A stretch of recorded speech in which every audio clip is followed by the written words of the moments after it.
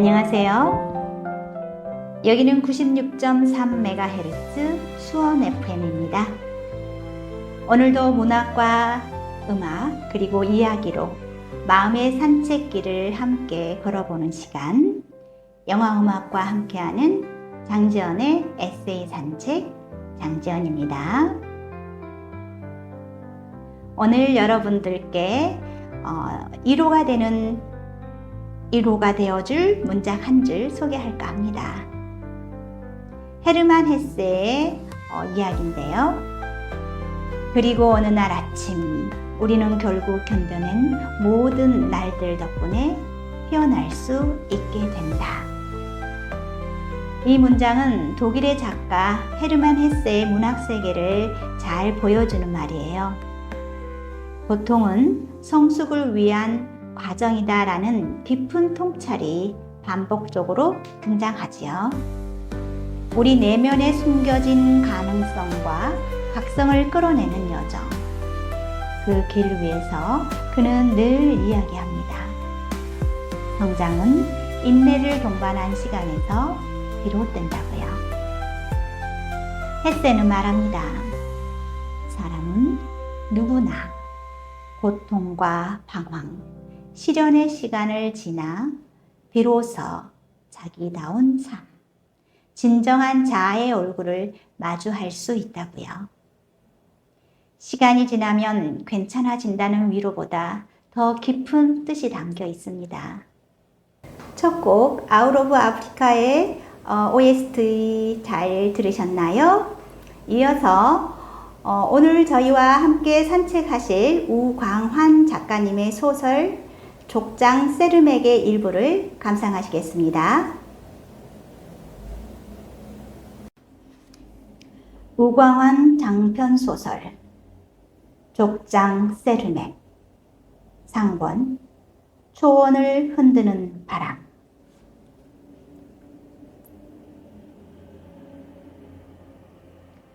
세르맥은 검을 꺼내들고 나를 뽑았다. 변함없이 차가운 기운이 은빛 검신에서 뿜어져 나왔다. 그 주인은 먼 타국에서 젊은 나이에 쓰러졌건만 검은 아직 그 기운을 잃지 않았다. 검이 문득 다른 이야기를 걸어왔다. 고향 성읍 광장의 거대한 침묵이 세르맥의 가슴 속으로 흘러들었다. 그 순간에는 어머니 베키라도 메이도 오열하지 않았다. 그 자리에 있던 모든 달쪽 사람들은 소리 없이 눈물을 흘리며 부족을 위해 희생될 세르맥을 바라보았다. 세르맥은 어머니와 메이를 향해 눈길을 주지 못했다. 성읍을 끌려 나오던 순간 끝내 오열하던 메이와 그녀의 어깨를 감싸 안은 어머니 베키라의 모습을 잠시 뒤돌아본 것이 마지막이었다. 벌써 아이가 태어났겠군. 다들 무사할까? 세르맥은 검을 다시 벽에 걸고 장의자에 길게 걸터 앉아 벽난로의 불꽃을 바라보았다. 동토가 되어버린 달땅에서 아비도 한 번 보지 못한 채 외롭게 자라날 아이. 돌아올 기약도 없는 자기 사내를 그리워하며 눈물로 나날을 보낼 메이. 달쪽의 몰락 속에 아들의 안위를 걱정하며 한숨 지을 어머니. 세르맥은 터져나오는 비명을 삼키려 주먹을 깨물었다.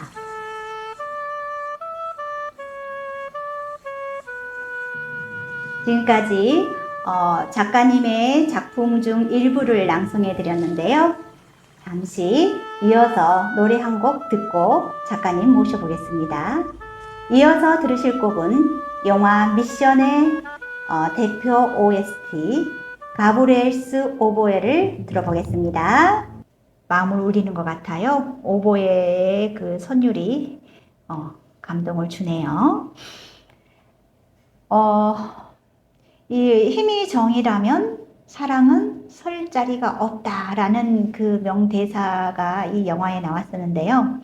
오늘의 작가가 걸어온 삶과도 깊이 닿아 있는 것 같습니다. 겸손과 고난 속에서도 다시 일어서는 길을, 묵묵히 자신만의 길을 걸어오신 오늘의 주인공을 소개합니다. 네. 안녕하세요. 안녕하세요. 네. 작가 우광환입니다. 네, 어서 오세요. 네. 좀 가까이 오세요, 선생님. 네. 네. 대하 장편 소설 족장 세르맥을 펴낸 작가 우광환님. 어려서부터 책을 좋아했다고 하셨죠? 네네. 네. 책은 뭐 어려서부터 많이 읽었죠. 제가 대충 작가님에게 이력을 한번 봤는데요. 어려서부터 책을 좋아했지만 학교에 적응하지 못해서 고등학교 시절 큰 결심을 하고 학업을 접었다고 하시더라고요. 그리고 중농 집안의 외아들로서 아버지의 노여움을 감수해야 했지만 이후 서울에서 구두 장인의 길을 걷게 되셨고 글쓰기와 독서를 놓지 않고 꾸준히 삶을 이어오셨고 그 자유롭고도 끈기 있는 시간의 끝에서 드디어 2018년 작가로서 첫 장편을 세상에 내놓으셨군요. 네, 맞습니다. 네, 지금 대충 이렇게 이력을 보시니까 네. 정말 순탄하지는 않으셨구나, 평범하지는 않으셨구나라는 생각이 드는데요. 네, 그렇지만은 그렇다고 해서 이제 행복하지 않은 건 아니었습니다. 네. 예, 아주 네. 제가 나름대로 일을 또 열심히 하면서 네. 글을 쓰고 그런 생활이 순조롭게 잘 이어졌었습니다. 네. 그러면 그 학업을 중단한 것은 엄청난 큰 결심이었을 텐데 그렇게 결심을 하게 된 이유가 있을까요? 글쎄, 어쨌든 저는 그 어떤 뭐랄까 좀 제도적인 학교가 문제였든지 아니면은 어떠한 뭡니까 제도 속에 어떤 그 속박 같은 거 이런 게 싫었던 것 같아요. 네. 지금 생각해 보면. 자유로운 영혼이셨군요. 그렇죠. 그래서 그리고 또 사실 학교 공부를 좋아하지도 않았고 그래서 이제 뭘까 좀 반항적인 어떤 네. 그런 생각이 있었던 것 같습니다. 네. 그래가지고서 굳이 뭐 내가 이런 상황에서 학교를 계속 다닐 필요가 있을까라는 생각을 좀 하게 됐어요. 그러면서 이제 그렇게 된 것도 결국은 독서를 좀 하게 되면서 네. 이게 책 속에 세상이 다 있는데 네. 굳이 내가 학교에서 이런 불편을 감수해가면서 다닐 필요도 없겠다. 뭐 이런 어린 마음이지만 그런 생각이 있었던 것 같습니다. 어린 나이에 제도를 벗어난다는 네네. 결심을 하셨다는 것이 엄청난 것 같아요. 글쎄 네. 뭐 엄청난 것보다는 아무튼 제 생각이 네. 학교를 워낙 다니기 싫었습니다. 네. 네, 그런 게 일단 좀 많이 작용을 했죠. 그러니까 책을 많이 읽으시다가 이제 드디어 책을 쓰시게 된 과정이 또 결심이 있으셨을 거 아니에요. 이쯤 돼서 나는 내 책을 쓰겠다라는 또 결심을 하게 된 계기가 있을까요? 네, 글이라는 거, 그러니까 이제 제가 글을 쓰게 된다는 것은 어렸을 적, 그러니까 이제 한 20대 초반부터 네. 있었습니다. 언젠가는 내가 글을 한번 좀 써보겠다. 네. 근데 이제 처음에는 글이라는 건 시를 그때 시를 쓰려고 그랬었어요. 네. 그랬는데 이제 제가 한 30대 후반 정도 되면서 역시 나는 시 같은 거는 쓸 수가 없다는 걸 알게 됐습니다. 이게 이제 능력이 안 된다는 걸 알게 됐죠. 근데 제가 아까 작품을 네. 잠깐 읽어드렸는데 그 작품의 그 음률적인 게 굉장히 시적으로 아름답게 표현을 했더라고요. 그래서 잠깐 읽으면서 시적인 그 부분이 많이 포함되어 있다라고 생각했는데 또 그런 꿈이 있었기 때문에 또 그런 글이 이렇게 포함이 돼서 보여지는 것 같아요. 글쎄요. 감사합니다. 근데 이제 어찌 어찌됐든 분명히 그 산문과 시는 다르거든요. 네, 그렇죠. 이 문학에서 산문과 시의 영역은 정말 다르기 때문에 네. 더구나 소설 분야는 또 다르고. 그렇죠. 그래서 이제 어떤 물론 제가 나중에 본격적으로 글을 쓰게 됐습니다. 40이 넘어서 글을 쓰게 됐습니다만. 네. 그때의 어떤 그 소설이라는 어떤 한 분야를 네. 제가 이제 그때부터 공부를 하기 시작을 했고, 그때부터 이제 쓰기 시작을 했죠. 그리고 이 제목이 족장 세르맥 굉장히 인상적인데요. 이 제목을 선택한 이유, 그리고 이 이야기를 또 쓰게 된 계기도 좀 궁금합니다. 네. 이게 참 재밌는데, 제가 우연치 않게 전생을 보는 사이트를 발견을 하게 됐어요. 네. 아주 재밌는 건데, 네. 그 전생을 보게 되는 사이트를 보면서 제 전생이 이제 궁금해서 재미로다가 한번 보았는데, 옛날에 초원지대에서 족장이었다는 겁니다, 내가. 네. 재미는 흥미로운데요. 정말 무섭습니다. 네. 내가? 이제 그랬었는데, 그때 이제 그렇게 지나갔는데, 그게 이제 자꾸 시간이 지나면서 어떤 이미지가 자꾸 떠오르더라고요. 그러면서 거기에 대한 어떤 서사가 나도 모르게 이제 머릿속에서 계속 맴도는 거예요. 천생. 네, 그래서 소설가시군요.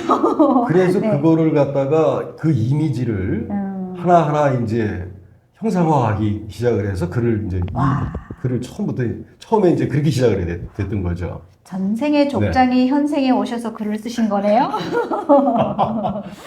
그런지는 모르겠습니다.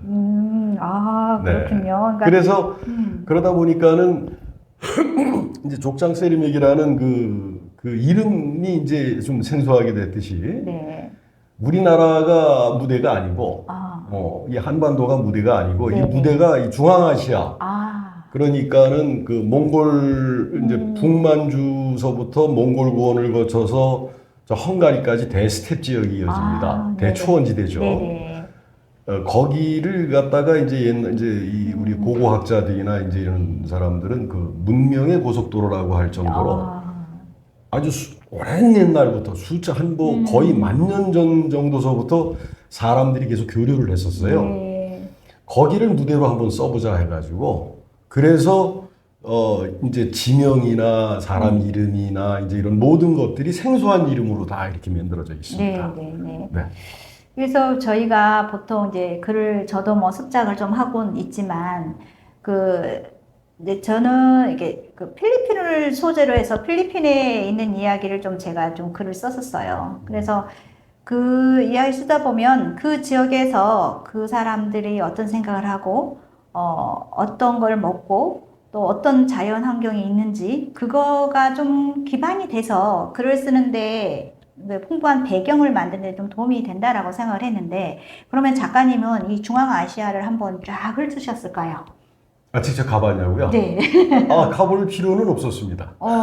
그러면 어떻게 강활한 이 장편의 내용을?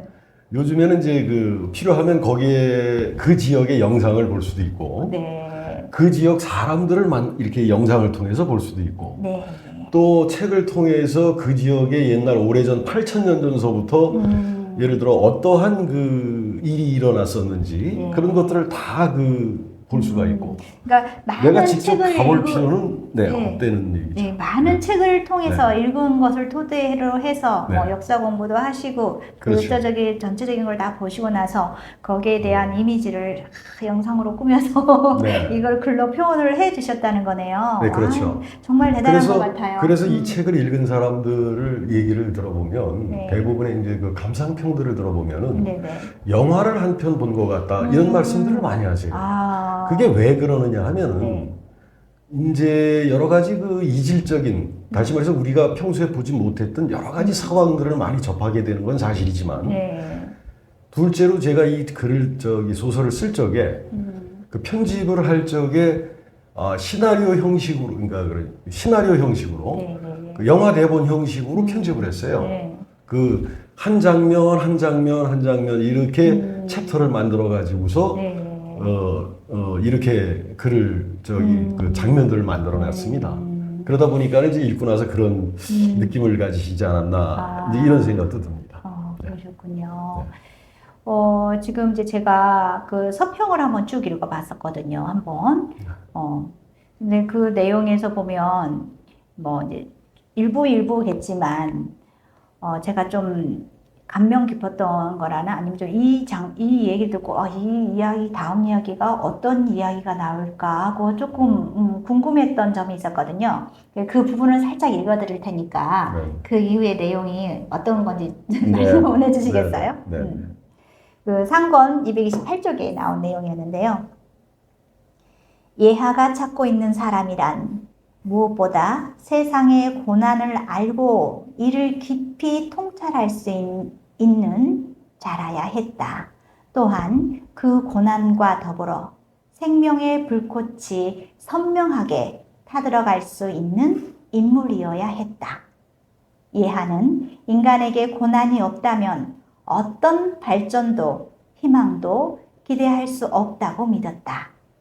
인간의 진정한 능력이란 그렇게 커져간다는 것을 예하는 잘 알았다.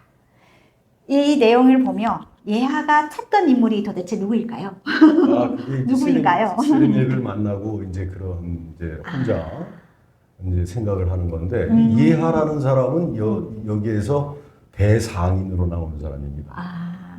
융국이라는 대국에서 네. 이제 무역 이제 각국의 대상단을 이끌고 무역을 하는 대상인입니다. 지금으로 말하면은 이제 뭡니까 종합상사 회장이라고 볼까요? 그런 네네. 사람이죠. 네. 그런데 세르맥이라는 주인공이 네. 자기 부족이 동쪽에서 아주 조그만 부족의 족장으로 있다가 네. 이웃 부족에게 멸망을 당하고 본인은 죽을 뻔했지만은 거기서 가까스로 탈출을 해서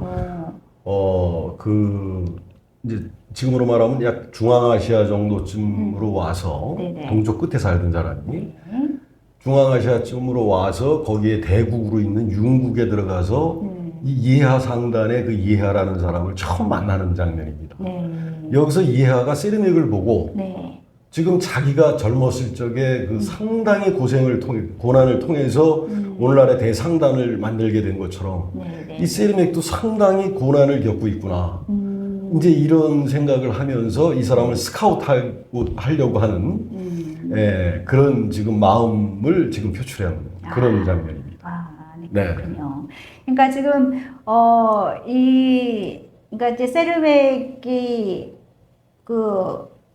단순히 어떤 부족을 지키기 위해서 아니면 또 다른 그러니까 이 세르맥의 역할이 정확하게 어떤 거라고 제가 이해하면 될까요? 이 소설이 대하 소설이 된 이유가 네.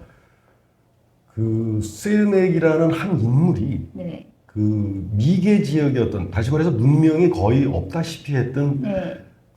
이 세상 동쪽 끝에 작은 부족의 족장이었던 사람이었는데 네. 자기가 멸망을 당하면서 부족이 멸망당하면서 자기는 서쪽으로 대국으로 가서 거기서 문명을 접하게 되고 그 다음에 거기에서 신문명을 접하게 되면서 거기에서 상인의 길을 이제 가게 됩니다.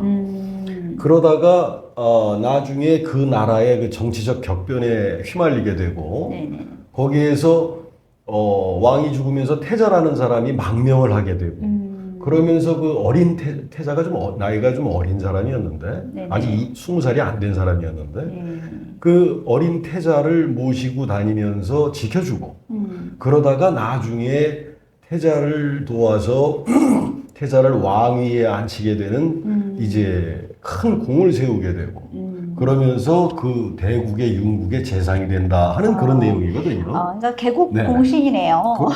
개국 공신이라기보다는 그 왕위를 태자가 왕위에 오를 수 있도록 결정적인 역할을 해주는 원래는 그 목숨의 위협을 받았었는데 정적들에게 네네 그런 내용입니다. 네네. 그러면 지금 이야기를 듣다 보니까 지금 막 저 또한 그 대초원에서 막 세르맥과 같이 있는 것 같은 상상을 하게 되는데요. 여기서 잠시 쉬어가면서 음악 한 곡 듣고 가고 싶어요. 작가님의 신청곡으로 한번 저희가 틀어드리고 싶은데 네. 신청곡 하나 들려주시겠어요? 여기는 영화 음악이라고 네. 영화 음악 네네, 이제 맞습니다. 방송이다 네. 보니까 제가 제일 좋아하는 그 영화가 있습니다. 닥터 지바고. 제가 네. 어렸을 때 보던 네. 영화인데 네. 그 OST를 신청하겠습니다. 아, 네. 네, 그러면- 나라의 테마라 그러죠. 네. 왈스곡이죠. 네. 사방 어디를 둘러보아도 둔덕 하나 찾을 수 없는, 밤이면 얼어붙은 바람에 불끝이 누렇게 시들고, 아침이면 태양빛이 지평선의 끝에서 끝까지 일순간에 휘달리는, 어쩌면 우리가 처음으로 발을 디뎠을지 모를 DNA 속에 남아있는 시원의 풍경. 그곳에서 우리는 말을 내달리고 피를 뒤집어쓰며 살육과 약탈을 자행하기도 했을 것이고, 움막 안에서 손을 맞잡고 여럿이 머리를 맞대 규례와 제도를 만들기도 했을 것이다.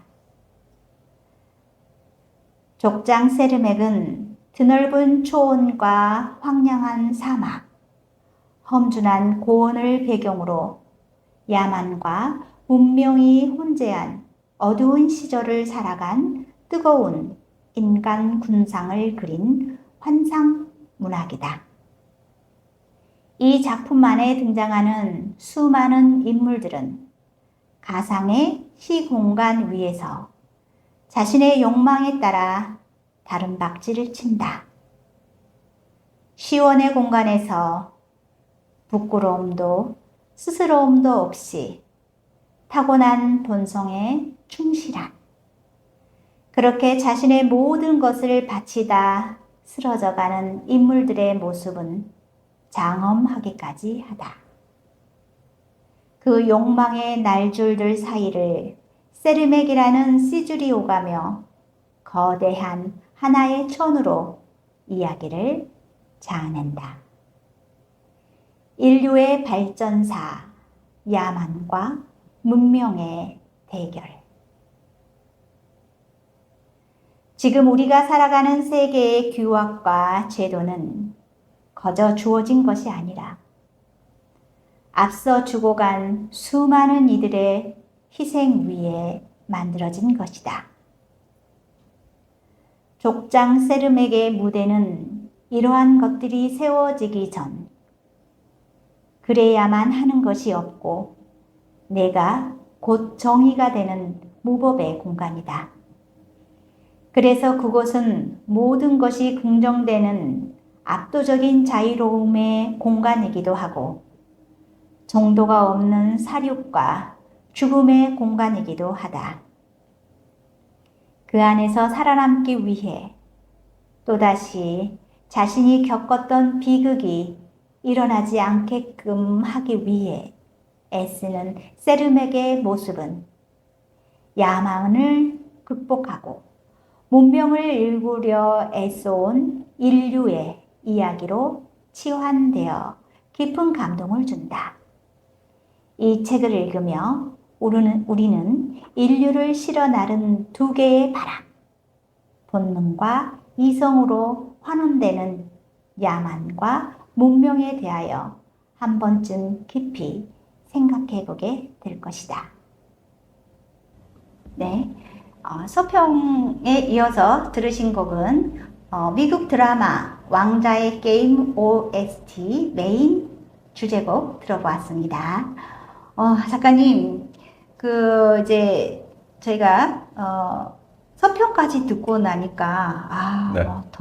막 내용에 대해서 느껴지시죠? 네, 두 개의 바람, 네. 두 개의 바람, 문명과 야만. 야만. 거기에 대해서 조금 더 설명 좀 해주시겠어요?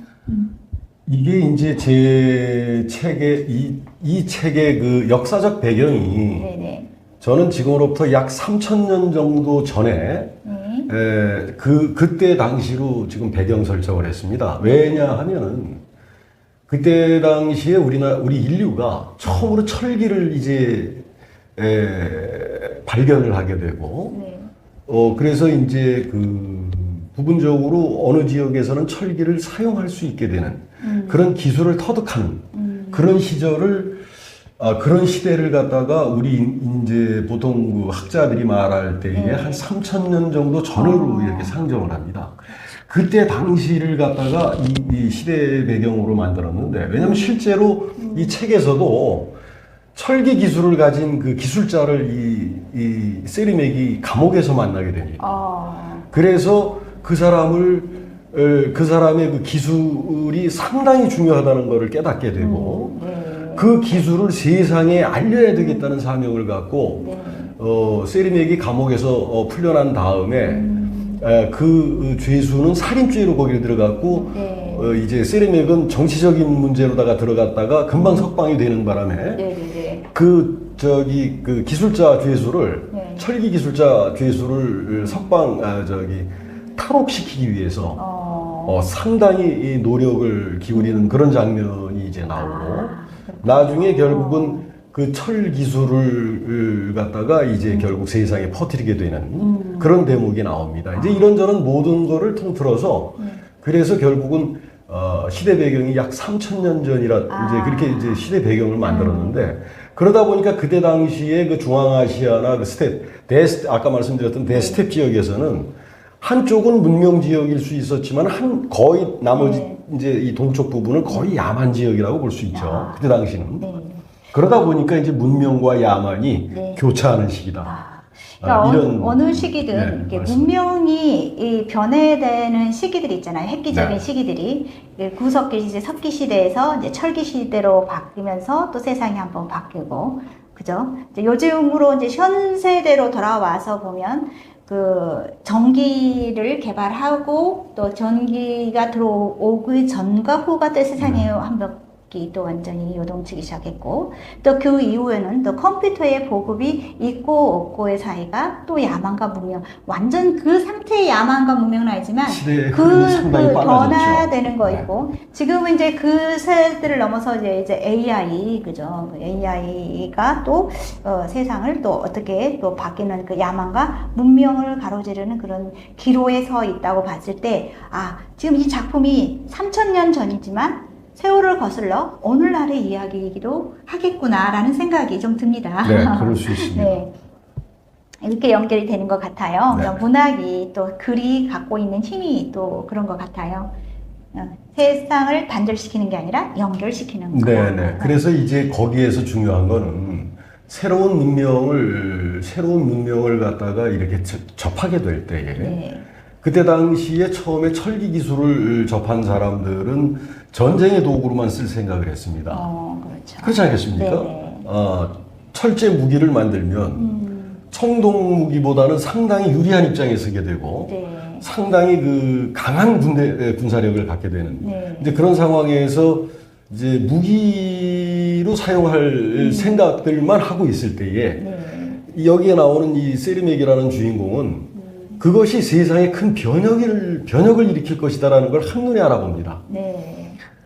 이거를 갖다가 무기에만 쓸 것이 아니라 무기로 사용을 해서 사람을 죽일 게 아니라 생활 도구로 만들게 되면 예를 들어 농기구를 만든다, 쟁기를 만든다든지 뭐 이런 식으로 농기구를 만들게 되면은 더 생산성을 좋게 만들 수 있고, 또 생활에 필요한 여러 가지 도구를 만들게 되면은 이제 그만큼 이제 생활에 여러 가지 이익을 볼 수가 있기 때문에, 그래서 이제 이런 또 여러 가지로 발전을 할 수가 있고, 이런 쪽으로 이제 세리맥은 생각을 하게 되고, 그런 식으로 보급을 하기 위해서 상당히 노력을 하게 되는 이제 이런 내용이 또 나옵니다.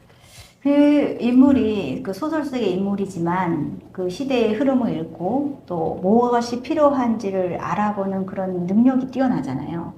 그렇다면 작가님인 현실에 들어와서 현실에서 나는 어느 쪽에 내가 사람을 알아보고 다음에 어떻게 쓰임이 좋겠다라는 게 이렇게 딱 짚어지는 그런 게 있을까요? 현실의 세리맥 족장으로서의 작가님이라면 이제 그렇다고 해서 물론 사람 보는 안목이랄까 여러 가지 이제 그런 건데, 물론 저 정도 이제 세상을 살아본 이제 좀 어느 정도 연륜이 있다 보면은 자동적으로 그 생활 속에서 터득했던 그런 안목은 뭐 누구나 가지고 있을 겁니다.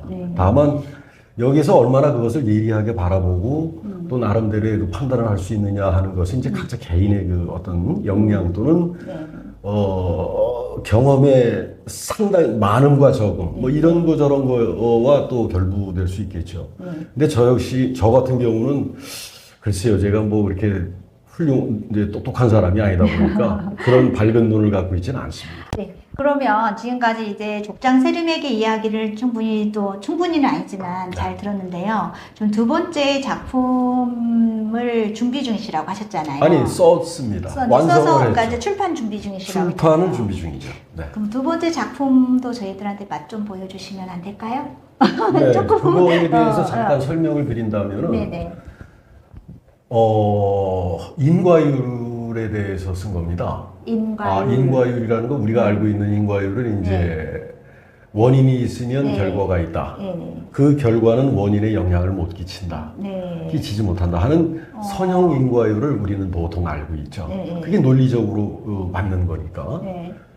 그런데 실제 세계는 그렇게 흘러가지 않는다는 게 최근에 밝혀졌죠.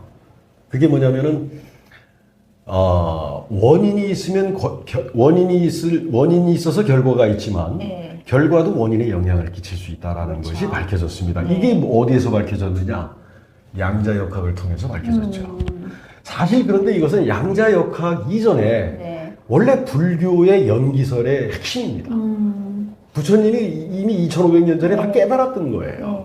그래가지고서 그 연기법에 의해서 한 설파를 해오셨던 건데 우리 사람들이 그거를 이해를 못했던 겁니다. 그러면 그래서 그런 이야기를 배경으로 해서 그런 이야기를 주제로 해서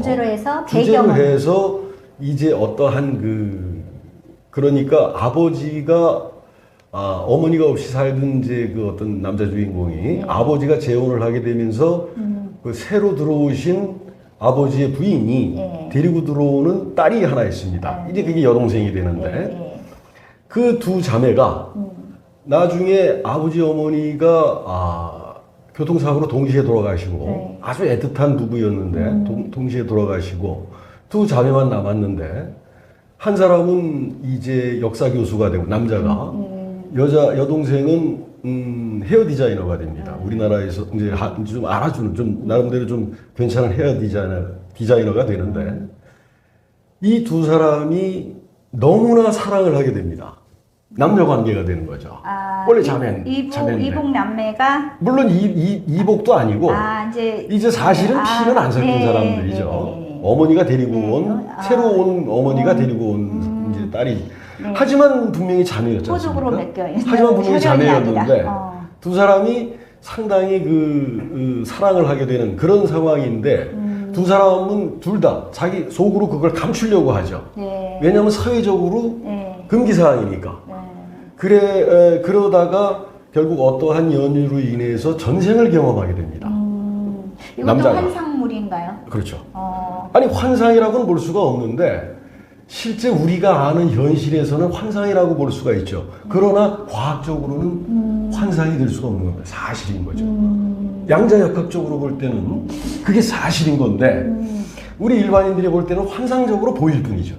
이제 이렇게 돼서 그 전생을 이제 경험을 하게 된 다음에 이제 두 주인공이 진정으로 어떤 그 남녀 관계로서의 어떤 진실을 자각하게 된다 하는 그런 내용으로 채워진 그런 소설입니다.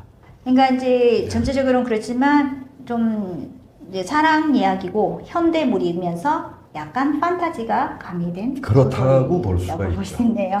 두 번째 작품도 아주 흥미로울 것 같습니다. 두 번째 작품의 제목도 혹시 살짝 선보여 줄 수 있을까요? 지금 제가 이제 가제목으로 지은 거는 영원한 생명이라는 영원한 생명이라고 하는 그러한 이제 가제를 졌는데 사실은 그거를 제망차례라는 제목으로 바꿀까 지금 생각 중입니다. 제망차례? 제망차례라는 건 불교 용어예요.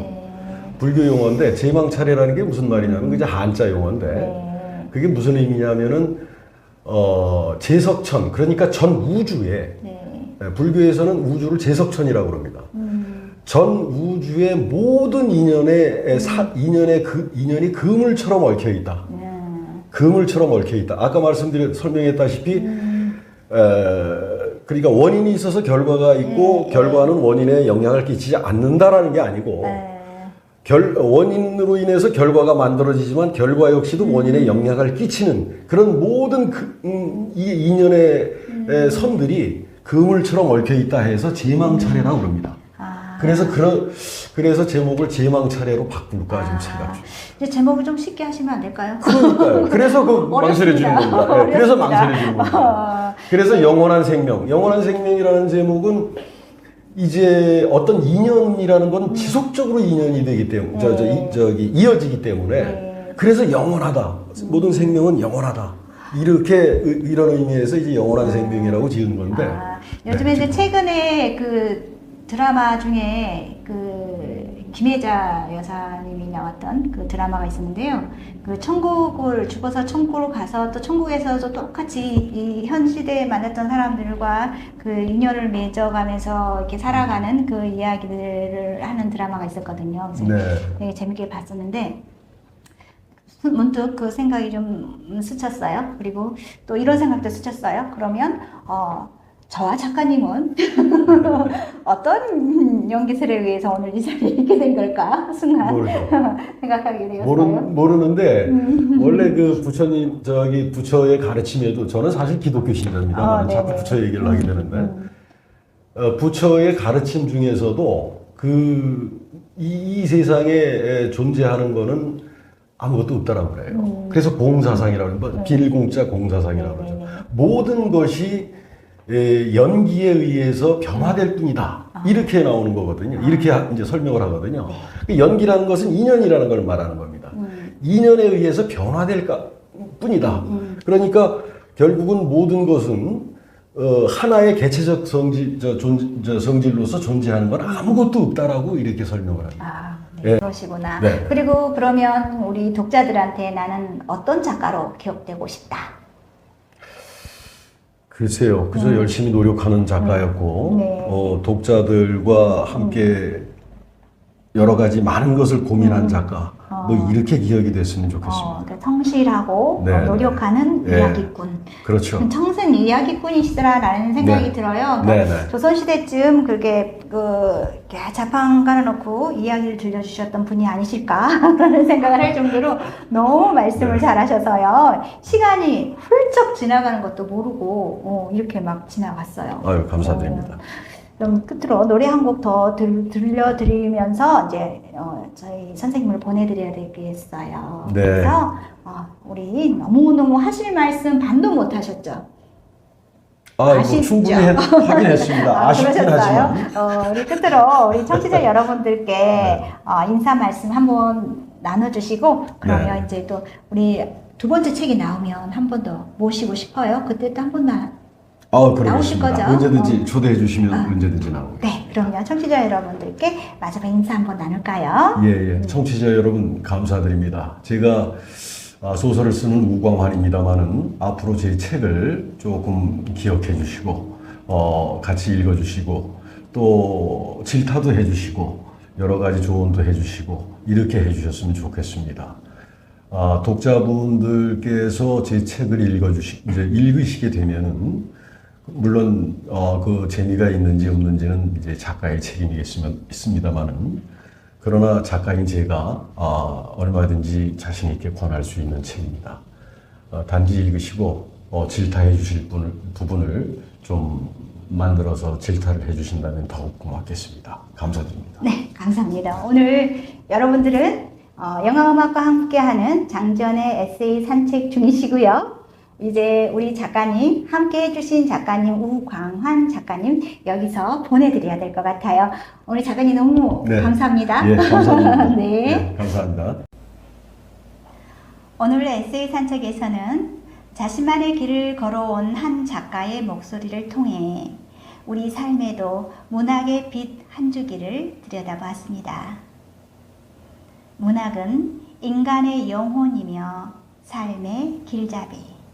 그리고 우리는 이야기를 통해 더 깊이 있는 사람으로 살아갑니다. 마지막 곡으로는 영화 파인딩 네버랜드의 피아노 테마곡을 들으며 이야기의 여운을 이어가겠습니다. 지금까지 연출의 연홍식, 구성의 최영숙, 그리고 저 장지연이었습니다.